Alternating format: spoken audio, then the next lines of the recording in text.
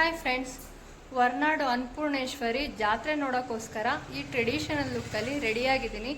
ಬನ್ನಿ ಜಾತ್ರೆ ನೋಡೋಕೆ ಹೋಗೋಣ ಫ್ರೆಂಡ್ಸ್.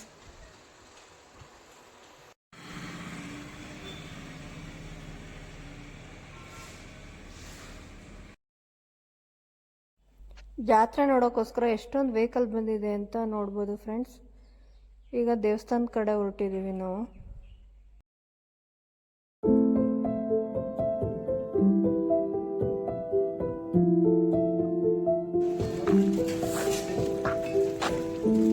ತೇರಿನ ಬಿದಿಲು ಎಷ್ಟು ಚೆನ್ನಾಗಿ ಜಾತ್ರೆ ಬಿಟ್ಟಿದ್ದಾರೆ ನೋಡಿ.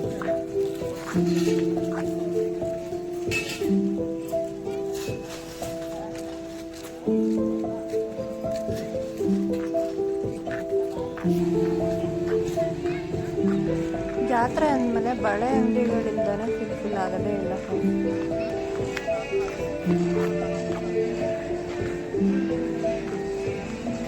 ದೇವಸ್ಥಾನ ಮುಂದೆ ಲೈಟ್ ಅರೇಂಜ್ಮೆಂಟ್ನ ಎಷ್ಟು ಜೋರಾಗಿ ಮಾಡಿದ್ದಾರೆ ಅಂತ ನೋಡ್ಬೋದು ಫ್ರೆಂಡ್ಸ್. ಇಲ್ಲಿ ನೋಡ್ಬೋದು ಆಂಜನೇಯ, ಲಕ್ಷ್ಮಿ, ಗಣೇಶನ ಎಷ್ಟು ಚೆನ್ನಾಗಿ ಲೈಟ್ ಅರೇಂಜ್ಮೆಂಟ್ ಇಂದ ಮಾಡಿದ್ದಾರೆ ಅಂತ ಅನ್ನೋದನ್ನು.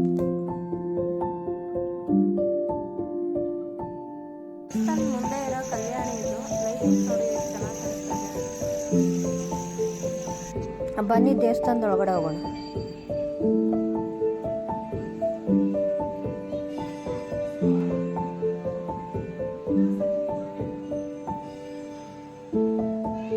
ಇಲ್ಲಿ ನೋಡ್ಬೋದು ಪುಷ್ಪಾಲಂಕಾರ ಎಷ್ಟು ಚೆನ್ನಾಗಿ ಮಾಡಿದ್ದಾರೆ ಅಂತ ನೋಡಿ.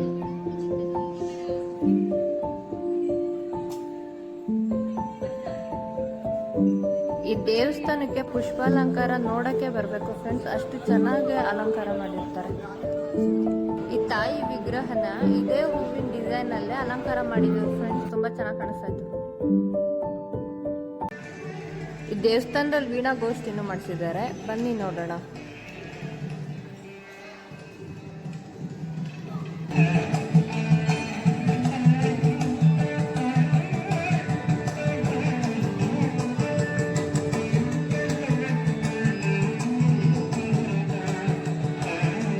ಶಿವಶಕ್ತಿ ಎನ್ನುವ ಒಂದು ನಮ್ಮ ಈ ಪ್ರಸ್ತುತಿಯೊಟ್ಟಿಗೆ ಪ್ರದರ್ಶನ ಮಾಡ್ತಾ ಇದ್ದೇವೆ. ಶಿವಶಕ್ತಿ ಆದಿತಾಳ.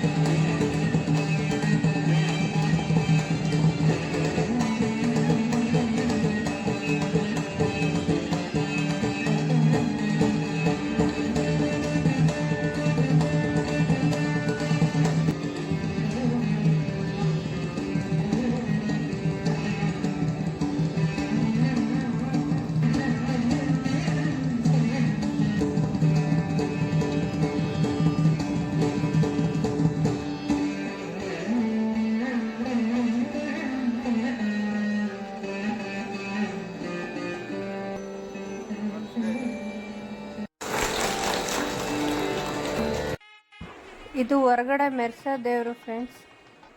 ಈ ದೇವಸ್ಥಾನದಲ್ಲಿ ರಾತ್ರಿ ನಡೀತಾ ಇರೋ ಪೂಜೆ ಫ್ರೆಂಡ್ಸ್. ಇದು ರಾತ್ರಿ ತುಂಬ ಚೆನ್ನಾಗಿ ನಡೆಯುತ್ತೆ ಇಲ್ಲಿ ಪೂಜೆ. ಈ ಮೆರ್ಸೋ ದೇವ್ರನ್ನ ದೇವಸ್ಥಾನ ಸುತ್ತ ಒಂದು ಪ್ರದಕ್ಷಿಣೆ ಹಾಕಿಸಿ ಆ ನಂತರ ತೇರೊಳಗಡೆ ಪ್ರತಿಷ್ಠಾಪನೆ ಮಾಡ್ತಾರೆ ಫ್ರೆಂಡ್ಸ್. ಆಮೇಲೆ ತೇರು ಎಳಿತಾರೆ. ಈ ಊರಿನಲ್ಲಿ ತೇರು ಎಳಿಯೋಕ್ಕೂ ಒಂದು ವಿಶೇಷ ಪದ್ಧತಿ ಇದೆ. ಅದೇನಂತ ಅಂದರೆ 2 ತೇರು ಇರುತ್ತೆ, ಒಂದು ಚಿಕ್ಕ ತೇರು, ಒಂದು ದೊಡ್ಡ ತೇರು ಅಂತ. ರಾತ್ರಿ ಚಿಕ್ಕ ತೇರನ್ನ ಎಳಿತಾರೆ, ಬೆಳಗ್ಗೆ ದೊಡ್ಡ ತೇರನ್ನ ಸ್ವಲ್ಪ ದೂರ ಎಳೆದು ಆಮೇಲೆ ತಿರ್ಗಾ ಮತ್ತೆ ನೈಟು ಆ ತೇರನ್ನ ಪೂರ್ತಿ ಎಳಿತಾರೆ ಫ್ರೆಂಡ್ಸ್. ಇದು ಇಲ್ಲಿನ ಆಚರಣೆ.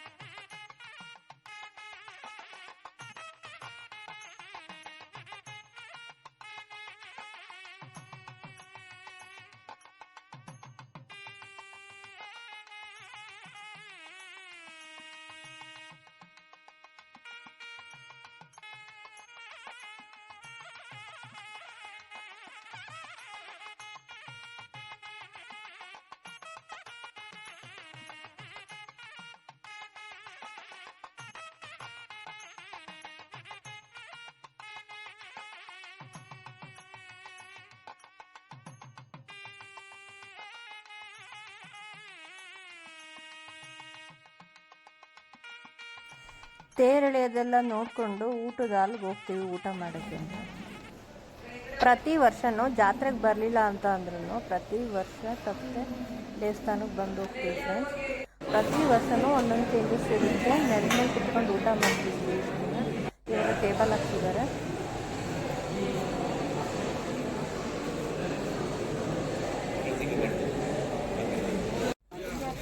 ಬಳೆ ತೋರಿಸ್ಕೊಳ್ಳೋದು ಅಂದರೆ ನನಗೆ ತುಂಬ ಇಷ್ಟ. ಇವಾಗ ಬಳೆ ತೋರಿಸ್ಕೊಳಕ್ಕೆ ಹೋಗ್ತಾ ಇದ್ದೀನಿ.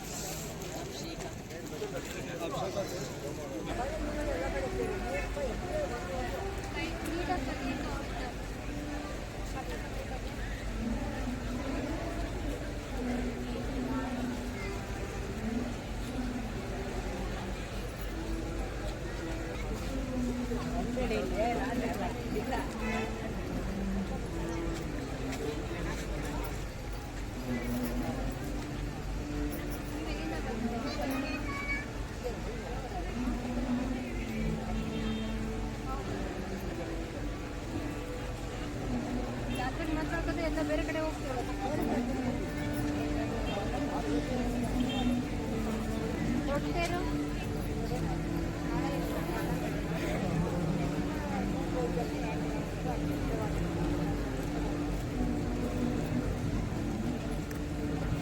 ಎಷ್ಟು ಗಂಟೆಗೆ ಈಗ ಇನ್ನೊಂದು ಬೇರೆ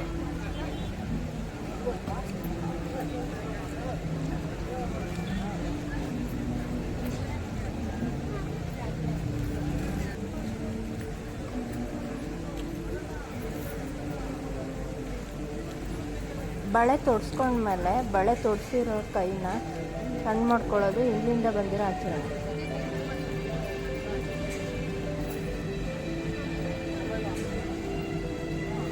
ಈ ದೇವಸ್ಥಾನಕ್ಕೆ ಒಂದು ಪದ್ಧತಿ ಐತೆ.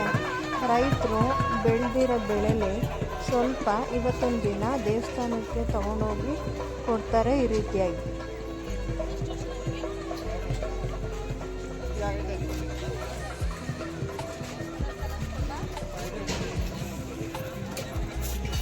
ಬೆಳಗಿನ ವಿಡಿಯೋ ರಂಗೋಲಿಯಿಂದ ಶುರು ಆಗುತ್ತೆ ನೋಡಿ ಫ್ರೆಂಡ್ಸ್. ಈ ಪುಷ್ಪಾಲಂಕಾರ ನೋಡಿ ಫ್ರೆಂಡ್ಸ್, ರಾತ್ರಿಗಿಂತ ಬೆಳಗ್ಗೆ ಎಷ್ಟು ಚೆನ್ನಾಗಿ ಕಾಣಿಸುತ್ತಲ್ಲ.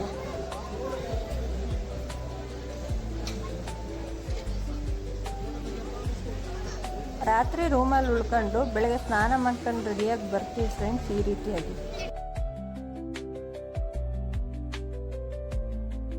ಈಗ ದೇವಸ್ಥಾನಗಳಲ್ಲಿ ರಾಮನಾಮ ಬರೆಯೋ ಪದ್ಧತಿನೂ ಮಾಡಿದ್ದಾರೆ ಫ್ರೆಂಡ್ಸ್. ನಾನು ನನ್ನ ಮಗಳು ಇಬ್ರು ಬರಿತಾ ಇದ್ವಿ ರಾಮನಾಮನ.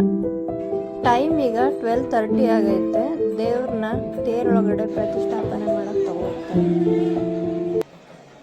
ಗಟ್ಟಿ ಮೇಳ ಅಂತಾರೆ.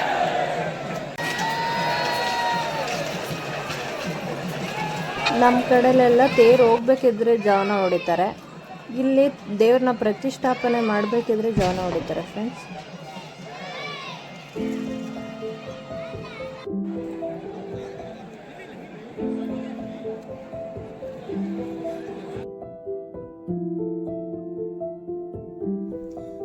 ಈ ದೇವಸ್ಥಾನದಲ್ಲಿ ಜಾತ್ರೆ ಮಾಡೋದು ಫೆಬ್ರವರಿ ಎಂಡಿಗೆ ಮತ್ತು ಮಾರ್ಚ್ ಫಸ್ಟ್ ವೀಕಲ್ಲಿ.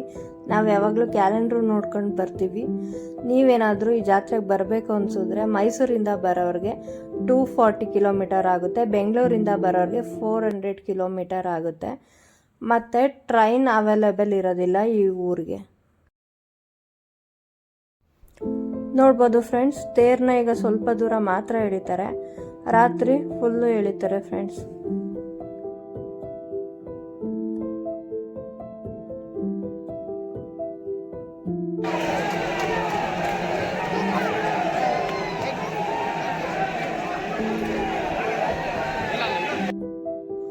ತೇರಿನ ಬೀದಿಲಿ ಎಷ್ಟು ಚೆನ್ನಾಗಿ ಜಾತ್ರೆ ಕಟ್ಟಿದ್ದಾರೆ ನೋಡ್ಬೋದು ಫ್ರೆಂಡ್ಸ್.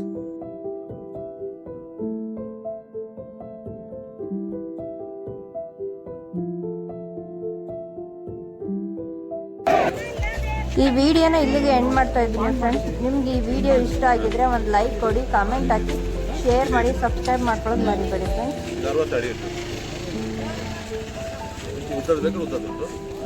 ದೊಡ್ಡದು ಬೇಕಾ ದೊಡ್ಡದು